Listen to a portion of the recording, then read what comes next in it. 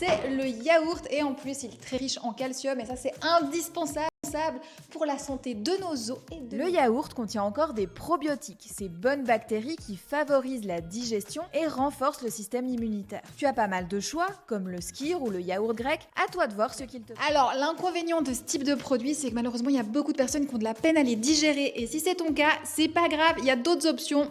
On laisse tomber celle-ci. Il faut autre chose, par exemple du fromage blanc ou du cottage cheese.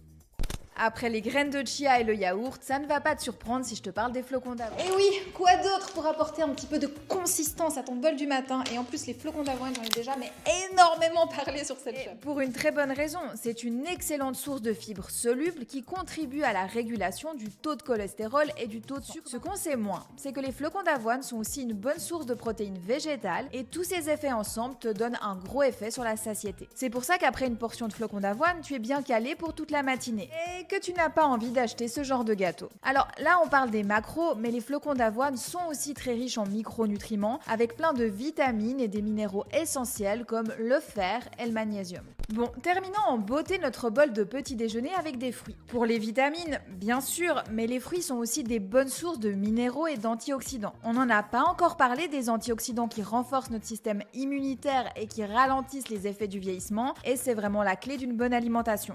Bon, on revient sur les fruits. Tu as encore des fibres qui favorisent la digestion et la satiété. Dans ton assiette, ils apportent du volume et ils sont faibles en calories, ce qui en fait un encas idéal. Ici, mon conseil, c'est de varier les plaisirs et de consommer des fruits. Et là, si tu peux choisir, alors je te recommande de mettre des baies, c'est une des meilleures sources d'antioxydants, c'est vraiment le top. Des framboises, des myrtilles, des mûres, là, il ne faut pas hésiter.